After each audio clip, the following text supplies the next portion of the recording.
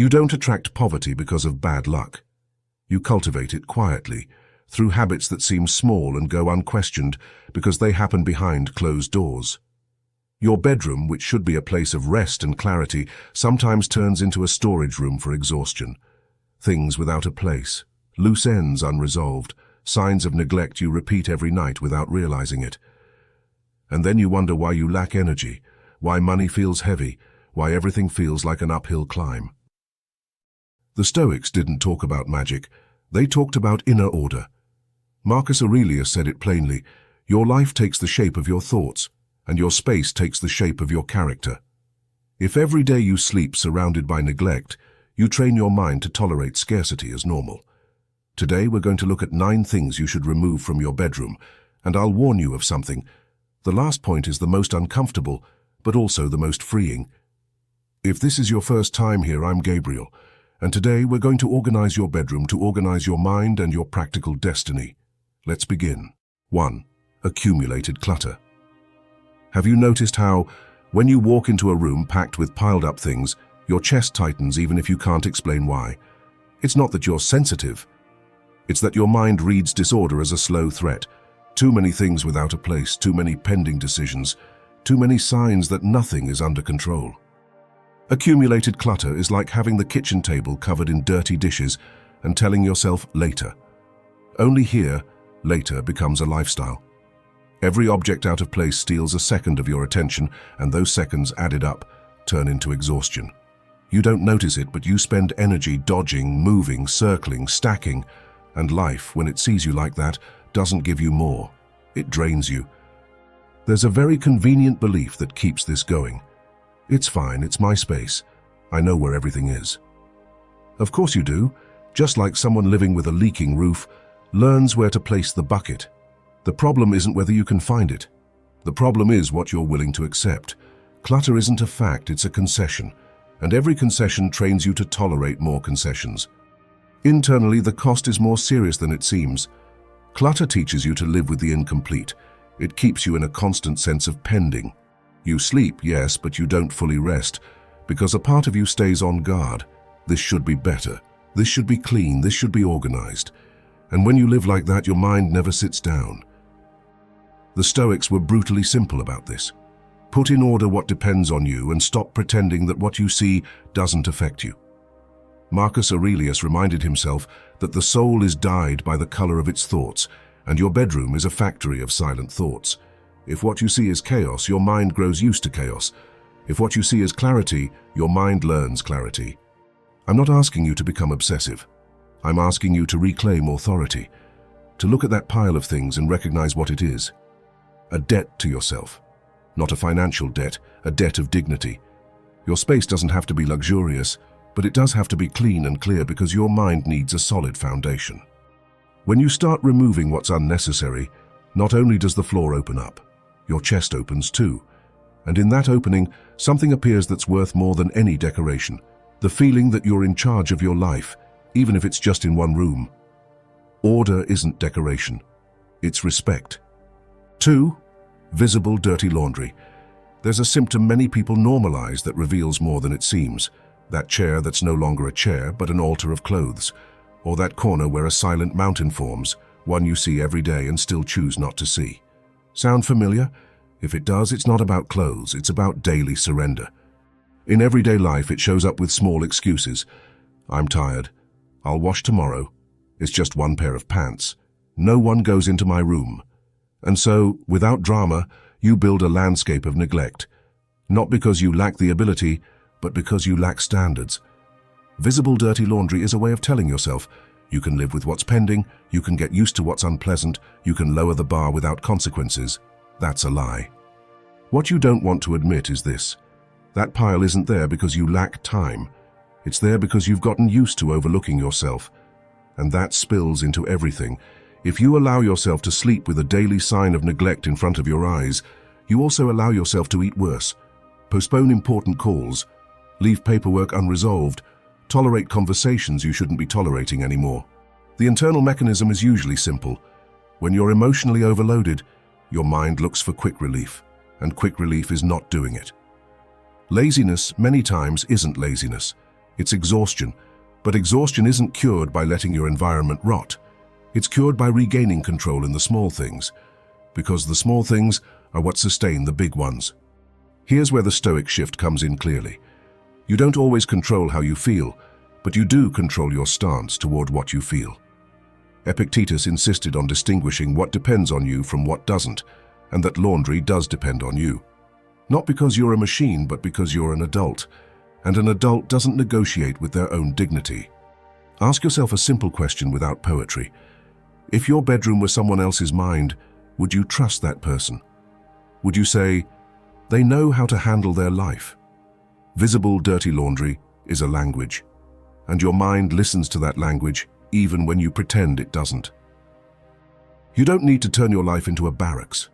You just need to break the chain of concessions, pick up the clothes, put them where they belong, reclaim that basic gesture of order, like someone straightening their posture and walking upright again. Stability is built on small, repeated decisions, not grand promises. The most dangerous poverty isn't the lack of money. It's the habit of living in neglect. 3. Broken or damaged items. There's something almost invisible that happens when you sleep surrounded by things that are cracked, malfunctioning, or half-working. A lamp that barely turns on, a drawer that won't close, a mirror with a crack, a frayed charger, a wobbly piece of furniture. You see it and normalize it, and that normalization is the poison. Because what's broken doesn't just take up space, it installs an idea. The idea that it's acceptable to live with what isn't working. That kind of object becomes a silent lesson repeated every day. This is fine, even if it doesn't fully work. And once that sentence settles inside you, it starts applying to you. This is how I am, even if I'm not fully okay. This is my life, even if it's not really working. Without realizing it, you become more tolerant of your own cracks, more patient with mediocrity, not because you're weak, but because you trained yourself to live among signs of neglect. The Stoics didn't romanticize decay. They understood that everything wears down, yes, but they also understood that character is forged in choice. Repair it, replace it, or let it go. What they didn't do was live alongside what rots the spirit. Because what's broken creates an atmosphere of slow defeat. It doesn't shout, it whispers, and a whisper, repeated often enough, becomes a belief. What's more, broken things always steal more than they seem to. They steal time, because every day you deal with their inconvenience. They steal your mood because they irritate you in small moments. They steal self-respect because they confirm you're not prioritizing yourself. And they steal clarity because they turn your room into a museum of unfinished business. A broken object is an open loop you never close, and the mind gets tired of living surrounded by open loops. Some people say, I'll fix it when I have the money. But the truth is, many things aren't fixed by money. They're fixed by decision. And if you're not going to repair it this week, then remove it. Not out of superstition, but out of mental hygiene. Your room should be a place where your mind learns firmness, not where it practices resignation. Do it with brutal honesty. Look at what's broken and say, this no longer serves me. This is teaching me to settle. And I'm not learning that anymore. Because misfortune doesn't always arrive as tragedy. Sometimes it arrives as the habit of tolerating what's unacceptable. 4. Bills and debts in plain sight. This is one of the most dangerous because it disguises itself as responsibility. Payment notices on the table, stacked receipts, reminders taped to the wall, unopened letters, bank statements visible from your bed. You think you keep them there so you won't forget. But what you're really doing is sleeping while staring at a threat. And the brain does not rest when it senses a threat. Most people don't understand this. The bedroom is where your nervous system is supposed to lower its guard. If you fill that space with symbols of financial pressure, your body never fully relaxes. You lie down, and even with your eyes closed, part of your mind keeps working. The debt, the payment, the fear, the shame, the calculations. You wake up already tired, as if you spent the night arguing. Because you did argue. You argued silently with your worry. This isn't about denying reality. The Stoics never promoted avoidance. They promoted facing things clearly and acting with intention. And precisely because of that, you shouldn't place your financial problems where you sleep. The place to face debt is a space of action, planning and decision, not a place of rest. Sleeping with debt in front of you doesn't make you more responsible, it makes you more anxious. And anxiety rarely produces good plans. It produces impulses, emotional spending, short-sighted decisions, panic attacks, and a sense of defeat that weakens your ability to solve anything. There's an even subtler detail. When your room constantly reminds you of what you owe, it installs an identity. The identity of, I am someone who owes. And be careful with that, because the mind eventually defends what it believes it is. If you repeat that identity every day, your decisions start coming from that place, as if scarcity were your destiny. Your inner language shifts. I can't. I don't have enough. Why even try? That's when poverty stops being a circumstance and becomes a culture. Remove those papers from your bedroom. Don't throw them away if they're important. Move them to a workspace. Choose one place for that, and choose one specific time of day or week to deal with it. That's real Stoicism, separating rest from battle. Because a soldier who doesn't sleep loses even if he has weapons. Your bedroom needs to tell you something else. This is where strength is restored. And with strength you pay, you organize, you negotiate, you grow. Without strength you only survive. 5. Memories that drag you down. Photos, letters, gifts, clothes, objects from a relationship that broke you, from a chapter that humiliated you, from a loss you still haven't processed. And here's the hard part. It's not that those objects are bad. It's that you're not using them to remember. They're using you to keep you tied. Because a healthy memory doesn't pull you under. A healthy memory walks beside you. The one that drags you down changes your breathing, tightens your throat, makes you feel heavy without warning. And if that kind of anchor is in your bedroom, then you visit it every night. Even if you don't look at it, it's there, your body knows. Emotional memory doesn't need eyes, it just needs presence. Some people keep these objects out of guilt. If I throw it away, it's like I'm denying what happened. No. Throwing it away doesn't deny what you lived. What denies it is staying stuck. Letting go is recognizing that what happened has already fulfilled its role. That life doesn't owe you a repeat, that you are not a shrine to the past. You are a human being in motion, and motion requires space. Stoicism is strict about attachment, not out of coldness but out of freedom. They understood that some things don't depend on you, what happened, what people did, what you lost.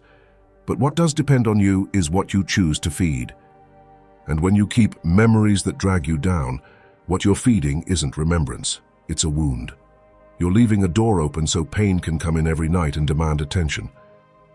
This becomes even more important as you grow older, because if you don't clean your emotional space, you end up aging in a house full of ghosts. And I don't mean spirits. I mean conversations you never finished, forgiveness you never gave yourself, guilt that keeps charging interest. Your bedroom turns into a courtroom instead of a place of rest. Use a simple and honest standard. If an object drains your strength when you see it, it doesn't belong where you sleep. You can store it away if you're not ready to let it go completely, but remove it from your sanctuary. Because sleeping next to what drags you down is like trying to heal a wound while rubbing it. Your room should be the place where you rebuild yourself. And to rebuild, you first have to stop holding on to ruins. 6. Too many screens. There's a modern mistake that's becoming the norm and quietly is destroying the rest of millions, turning the bedroom into an extension of the outside world. A place with a TV in front of the bed, a phone on the pillow, a tablet nearby, notifications turned on, chargers plugged in as if sleep were a formality instead of a sacred act of recovery. The problem isn't technology itself. The problem is the message that object sends to your mind when you place it where rest should rule. A screen is a portal. It brings you worries, comparisons, arguments, news, desires, anxiety. And you go to bed with that, like someone climbing into bed with a crowd. Then you wonder why your mind won't shut off, because you never let it. You fed it noise until the last second and expected instant silence. That's not rest. That's collapsing from exhaustion. The Stoics spoke of inner mastery as a fortress, but no fortress stands if you leave the gate open all night.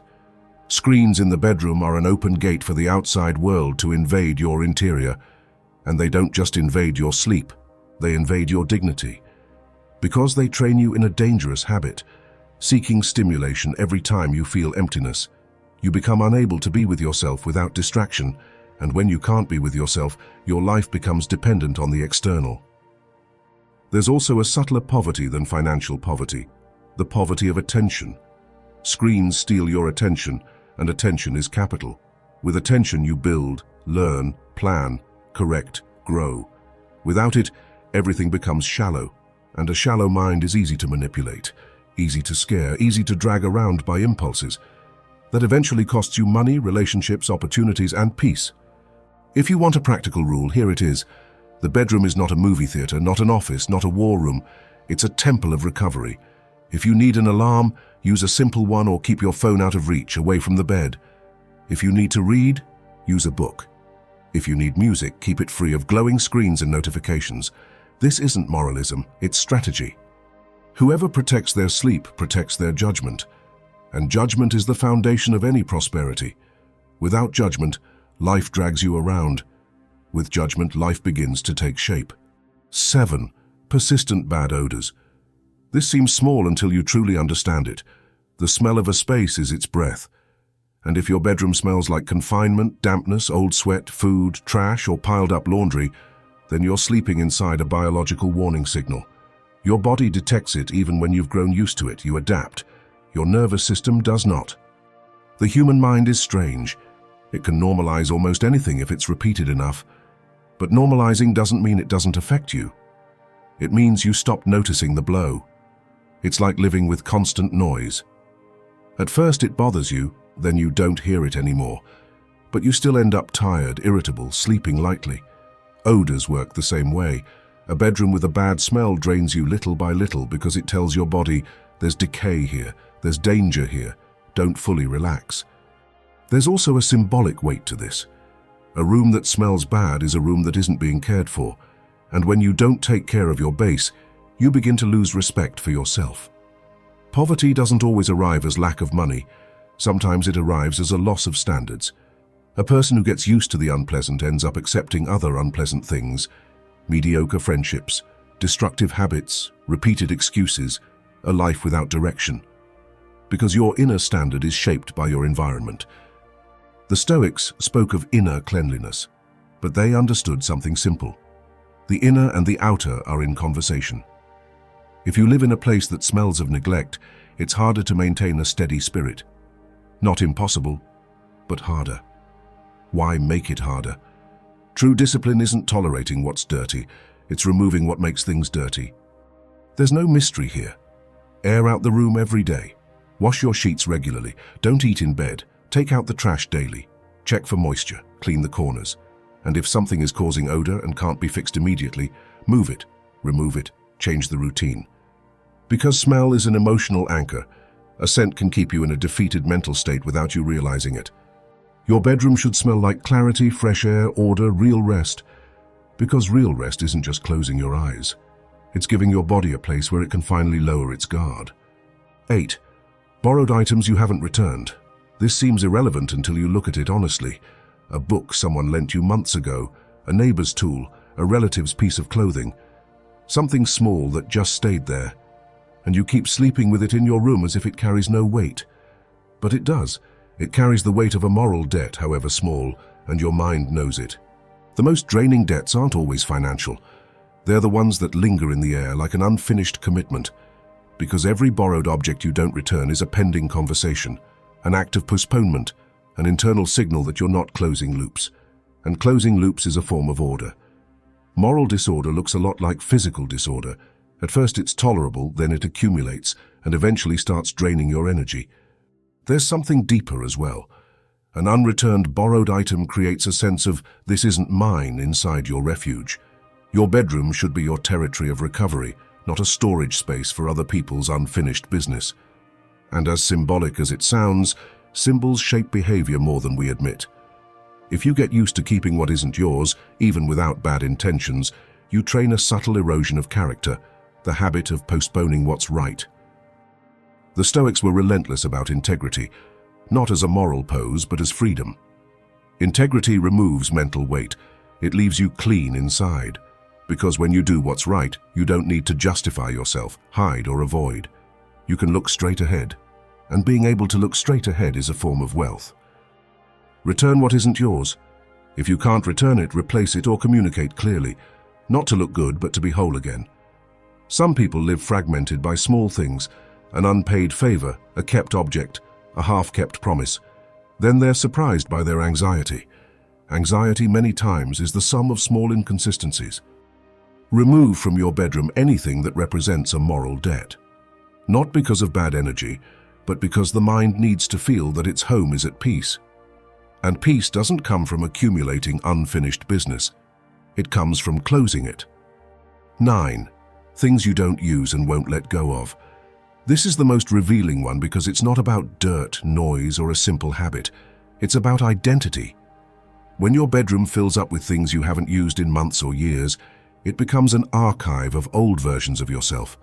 Clothes that no longer fit, items from a hobby you abandoned, just-in-case boxes, decorations you don't even like but feel bad throwing away, gifts you keep out of obligation, papers that mean nothing yet still take up space.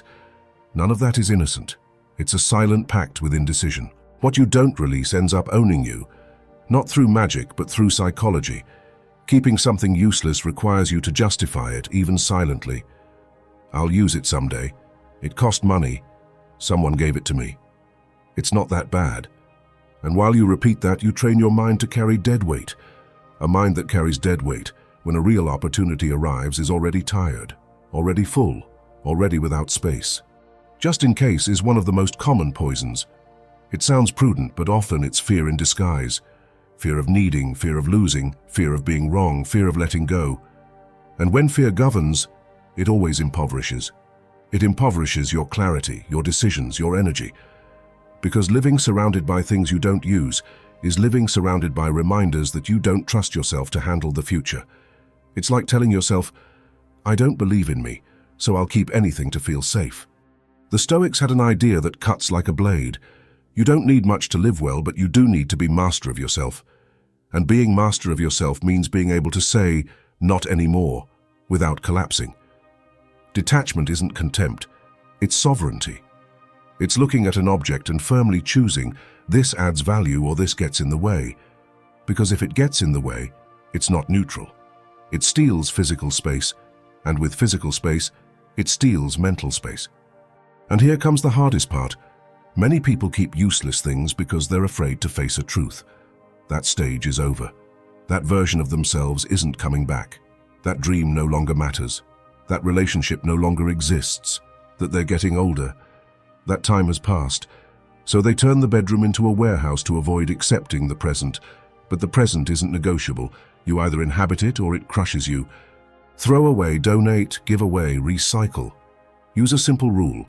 If you haven't used it in a year, if it doesn't give you peace when you see it, if it doesn't improve your life today, it doesn't deserve to be where you rest. Because your bedroom is where your mind rebuilds itself for the next day, and you can't rebuild on top of rubble. Your bedroom is not just another room, it's the place where your life quietly reorganizes or falls apart. Not because of superstition, but because of coherence. What surrounds you when you lower your guard becomes your inner climate, and that climate determines whether you wake up clear, or with a fog that drains your strength before the day even begins. When you clean your space, you're not just moving objects, you're reclaiming territory. You're saying without words that your peace is not an accident. It's a decision. The most powerful part of the change we propose today is that it happens without applause and without spectacle. No one sees you when you choose order over neglect, when you remove what weighs you down, when you stop sleeping next to unresolved matters that erode you.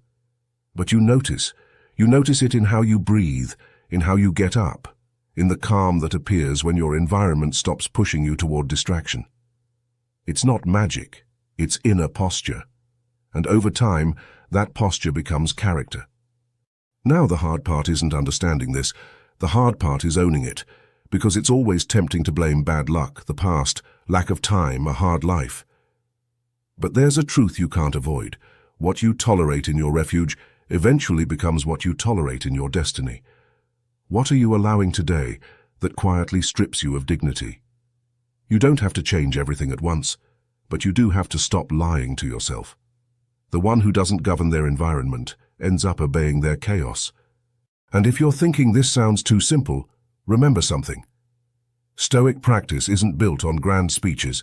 It's built on habits repeated when no one is watching. We're not seeking perfection. We're seeking steadiness. Some days it will be easy. Other days it will be hard. But what matters is that you return again and again to the same discipline, choosing what strengthens you and letting go of what weakens you. That is walking with intention, and it's a path you don't walk alone. If this content brought you value, subscribe to the channel and turn on notifications so you don't miss the next videos. And I want to read you. Comment the exact phrase, "I am Stoic," along with the name of the country you're listening from, because I love knowing which parts of the world this growing community of Stoic men and women comes from. And because that phrase isn't just any comment, it's a declaration of identity and commitment to your own life. I'm Gabriel, and this is the Stoic Garden. Up next, you'll see 2 recommended videos on your screen to help you go deeper. Choose one and keep learning with calm and determination. Keep your mind steady, your space clean, and your direction clear.